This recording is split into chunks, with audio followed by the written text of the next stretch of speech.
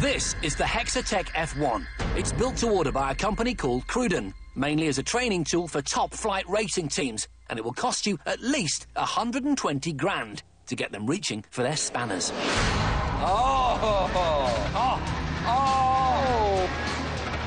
yeah, baby. Whoa.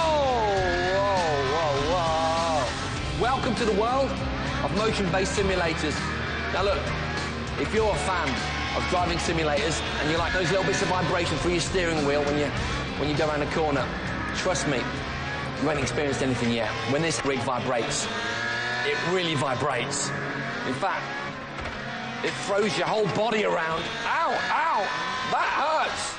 Complex mathematical algorithms translate my driving inputs into motion through 6 electrical actuators, which can move me left and right, up and down, forwards and backwards, but also spin me, pitch me and roll me. Look, as I brake, look, not only do the actuators throw me forward, but the whole rig actually nosedives, which is exactly what would happen in the real rally car. The same thing happens as I accelerate. I'm thrown back into my seat and slightly up.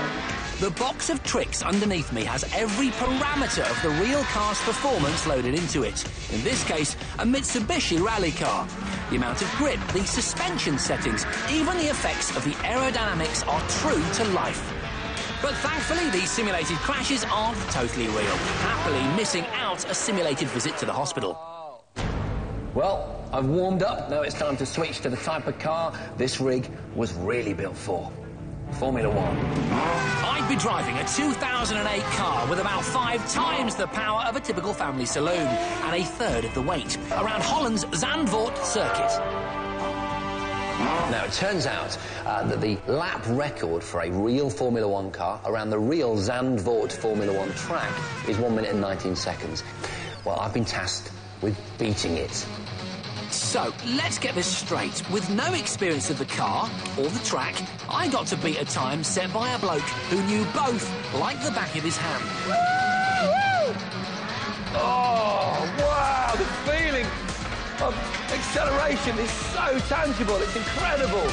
It's really interesting because in comparison to the Mitsubishi, the rally car, the Formula 1 car that I'm driving is really flat, it sticks to the road.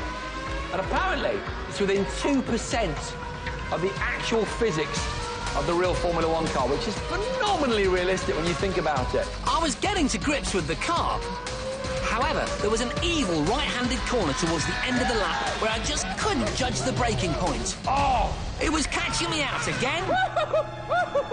And again. Whoa. And again.